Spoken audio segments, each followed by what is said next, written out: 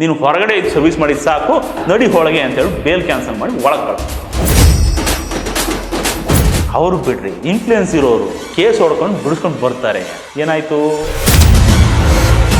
Darshan hater ಸಂಭ್ರಮ ಇದೆಯಲ್ಲ, ಇದನ್ನು ನೋಡೋಕ್ಕಾಗ್ತಿಲ್ಲ.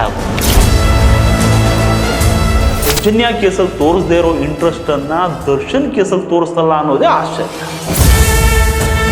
ದರ್ಶನ್ಗೆ ಮುಳುವಾಗಿದ್ದು ಅವರ ಜನಪ್ರಿಯತೆ ಮತ್ತೆ ಅಪಾರವಾದ ಅಭಿಮಾನಿ ಬಳಗ.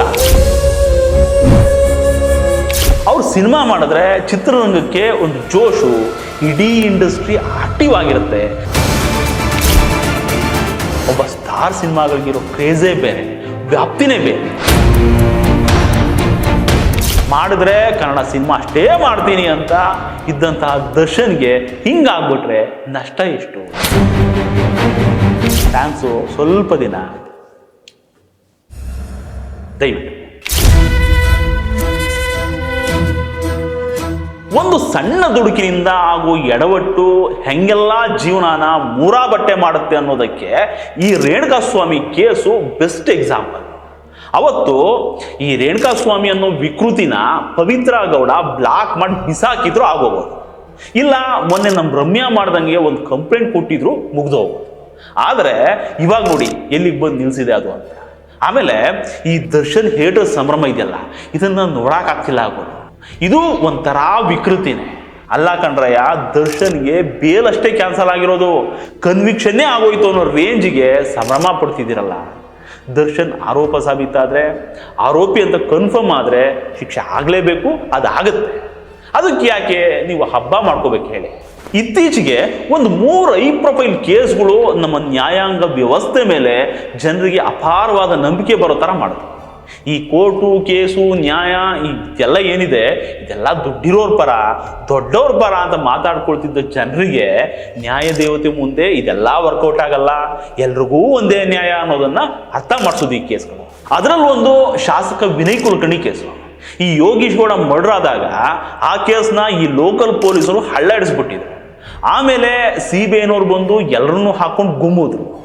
ಅವಾಗ ಫಿಟ್ ಆಗಿದ್ದೆ ಈ ಶಾಸಕ ವಿನಯ್ ಕುಲಕರ್ಣಿ ಅವರು. ಅದಾದ್ಮೇಲೆ ಬೇಲ್ ತಗೊಂಡು ಹೊರಗೆ ಬಂದರು, ಎಲೆಕ್ಷನ್ ನಿಂತ್ಕೊಂಡು ಗೆದ್ದು ಬಿಟ್ರು.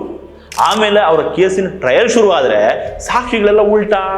CBI ಬಿಡ್ತಾರಾ, ಯಾಕೆ ಹಿಂಗೆಲ್ಲ ಆಗ್ತಾ ಇದೆ ಅನ್ನೋದ್ರ ಹಿಂದೆ ಬಿದ್ದು.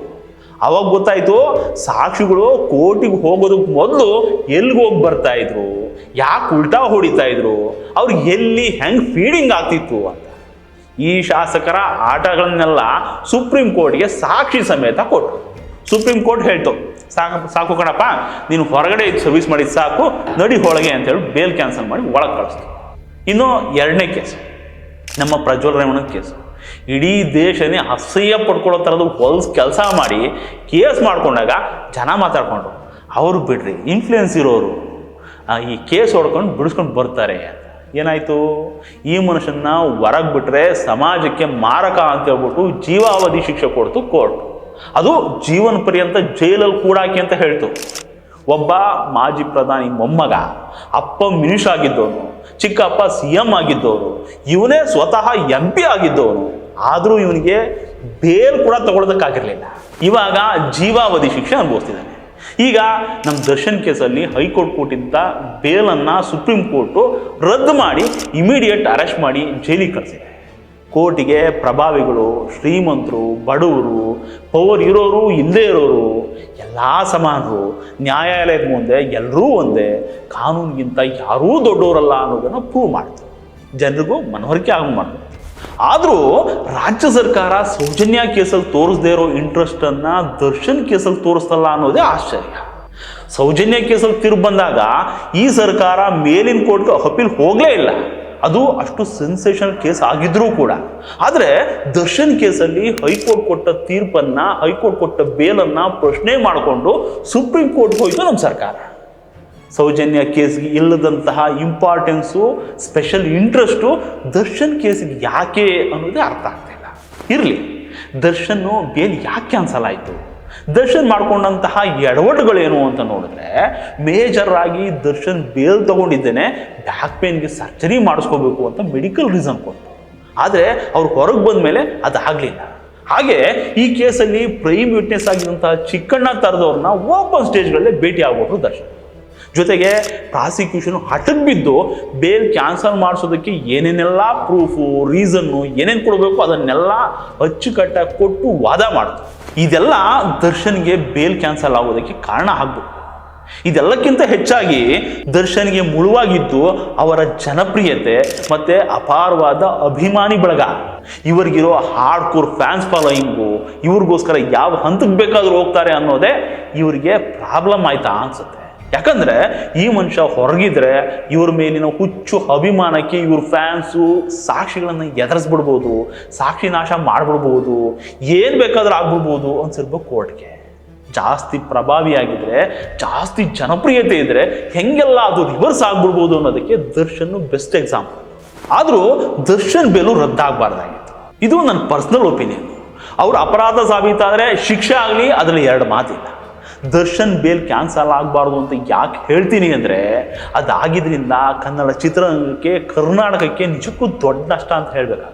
ನೋಡಿ, ಮೊನ್ನೆ ಯಾರೋ ಹೇಳ್ತಿದ್ರು, ಈ ರಜನಿಕಾಂತು ಈ ವಯಸ್ಸಲ್ಲೂ ಯಾಕೆ ಸಿನಿಮಾ ಮಾಡ್ತಾರೆ, ಈ ವಯಸ್ಸಲ್ಲಿ ಈ ಡ್ಯಾನ್ಸು ಫೈಟು ಬೇಕಾ, ದುಡ್ಡುಗೋಸ್ಕರ ಮಾಡೋದಕ್ಕೆ ಅವ್ರಿಗೆ ದುಡ್ಡು ಕಮ್ಮಿ ಆಗಿದೆಯಾ? 3 ತಲೆಮಾರು ತಿನ್ನುವಷ್ಟಿದೆ. ಆದರೂ ಅವರು ಅಭಿಮಾನಿಗಳಿಗೆ ಇಷ್ಟ ಆಗೋ ಥರ ಸಿನಿಮಾಗಳನ್ನೇ ಮಾಡ್ತಾರೆ. ಯಾರಿಗೋಸ್ಕರ? ಇಂಡಸ್ಟ್ರಿಗೋಸ್ಕರ. ಅವ್ರು ಸಿನಿಮಾ ಮಾಡಿದ್ರೆ ಚಿತ್ರರಂಗಕ್ಕೆ ಒಂದು ಜೋಶು, ಇಡೀ ಇಂಡಸ್ಟ್ರಿ ಆಕ್ಟಿವ್ ಆಗಿರುತ್ತೆ, ಸಾವಿರಾರು ಜನರಿಗೆ ಕೆಲಸ ಆಗುತ್ತೆ. ಬರೀ ಚಿತ್ರರಂಗದ ಕಾರ್ಮಿಕರಿಗೆ ಅಷ್ಟೇ ಅಲ್ಲ, ಅದೊಂದು ಚೈನು. ಡಿಸ್ಟ್ರಿಬ್ಯೂಟರಿಂದ ಹಿಡಿದು ಥಿಯೇಟರ್ ಮುಂದೆ ಪಾರ್ಕಿಂಗ್ ಮಾಡೋರಿಗೆ ಎಲ್ರಿಗೂ ದುಡ್ಡಾಗುತ್ತೆ, ಬದುಕು ನಡೀತದೆ. ಹೊಸಬರಿಗೆ ಒಂದು ಹುರುಪು ಬರುತ್ತೆ. ಸೋಷಿಯಲ್ ಮೀಡಿಯಾ ಇನ್ಫ್ಲೂಯೆನ್ಸರ್ಗೆ, ಯೂಟ್ಯೂಬರ್ಸ್ಗೆ content, printing, painting, sticker cutting, ಎಲ್ರಿಗೂ ಒಂದು ಹೊಸ ಕೆಲಸ. ಹಾಗೆ ಚೈನ್ ನೋಡ್ತಾ ಹೋಗಿ. ಇದು ಎಲ್ಲ ಸಿನಿಮಾಗಳಿಗೂ ಆಗುತ್ತೆ ಅನ್ಬೋದು, ಆದರೆ ಒಬ್ಬ ಸ್ಟಾರ್ ಸಿನಿಮಾಗಳಿಗಿರೋ ಕ್ರೇಜೇ ಬೇರೆ, ವ್ಯಾಪ್ತಿನೇ ಬೇರೆ. ಹಾಗೆ ಕರ್ನಾಟಕದಲ್ಲಿ ದರ್ಶನ್ ಈ ಯಶು ಇವೆಲ್ಲ ಪ್ಯಾನ್ ಇಂಡಿಯಾ ಅಂದ್ಕೊಂಡು 5-6 ವರ್ಷ ಆದರೂ ಒಂದು ಸಿನಿಮಾ ಮಾಡಲ್ಲ. ಅಂಥ ಕ್ರೇಜ್ ಇದ್ದಂತಹ ಪುನೀತ್ ರಾಜ್ಕುಮಾರು ಇವಾಗಿಲ್ಲ. ಇನ್ನು ಸುದೀಪು ಬಿಗ್ ಬಾಸು ಅದು ಇದು ಅಂದ್ಕೊಂಡು ಬ್ಯುಸಿಯಾಗಿರ್ತಾರೆ. ಮಾಡಿದ್ರೆ ಕನ್ನಡ ಸಿನಿಮಾ ಅಷ್ಟೇ ಮಾಡ್ತೀನಿ ಅಂತ ಇದ್ದಂತಹ ದರ್ಶನ್ಗೆ ಹಿಂಗಾಗ್ಬಿಟ್ರೆ ನಷ್ಟ ಎಷ್ಟು ಮತ್ತು ಯಾರಿಗೆ? ಸುಮ್ಮನೆ ಯೋಚನೆ ಮಾಡಿ. ಇದ್ರ ಬಗ್ಗೆ ನಾನು ಜಾಸ್ತಿ ಏನು ಹೇಳೋಕ್ಕಾಗಲ್ಲ. ದರ್ಶನ್ಗೆ ಮಕ್ಕಳಿಂದ ಮುದುಕರವರೆಗೆ, ಹೆಂಗಸರು, ಮಕ್ಕಳು, ಎಲ್ಲ ಥರದವರು ಫ್ಯಾನ್ಸು. ಕೂಲಿ ಮಾಡೋರಿಂದ ಹಿಡಿದು ಎಲ್ಲ ವರ್ಗದ ಜನರು ಇಷ್ಟಪಡೋ ನಟ ಇವರು. ದರ್ಶನ್ನು ಕೇವಲ ಬರೀ ನಟನಾಗಿ ಇಷ್ಟ ಆಗಿದ್ದಲ್ಲ ಜನಕ್ಕೆ. ಈ ಮನುಷ್ಯನ ವ್ಯಕ್ತಿತ್ವದಿಂದ, ಮಾನವೀಯ ಗುಣಗಳಿಂದ, ಒಳ್ಳೆತನದಿಂದ, ಪರೋಪಕಾರದಿಂದನೇ ಜನಕ್ಕೆ ಹೆಚ್ಚು ಹತ್ರ ಆದವನು ದರ್ಶನ್. ಗೆಲ್ಪು ಅಂತ ಬಂದರೆ ತೇಟ್ ಅಬ್ರಿಸ್ತಾನೆ. ಈ ಮನುಷ್ಯ ಚೆನ್ನಾಗಿದ್ದಾಗ ಎಲ್ಲರೂ ಬಳಸ್ಕೊಂಡ್ರು, ಪ್ರಚಾರ ಮಾಡಿಸ್ಕೊಂಡ್ರು, ಎಲೆಕ್ಷನ್ನೂ ಗೆದ್ರು, ಏನೇನೋ ಆದರು. ಈಗ ಕೆಳಗೆ ಬಿದ್ದಾಗ ಎಲ್ಲ ನಾಯಿ ನರಿಗಳೆಲ್ಲ ಬೋಳಕ್ಕೆ ನಿಂತವು. ಕಡೆಗೆ ಪ್ರಥಮ್ನಂಥ ಜುಟ್ಟುಗಳೆಲ್ಲ ಮಾತಾಡೋಕೆ ಶುರು ಮಾಡಿ. ಕಾಲ ಹಿಂಗೆ ಇರುತ್ತಾ? ಚಕ್ರ ಸುತ್ತಲೇಬೇಕಲ್ವಾ? ಫ್ಯಾನ್ಸು ಸ್ವಲ್ಪ ದಿನ ದಯವಿಟ್ಟು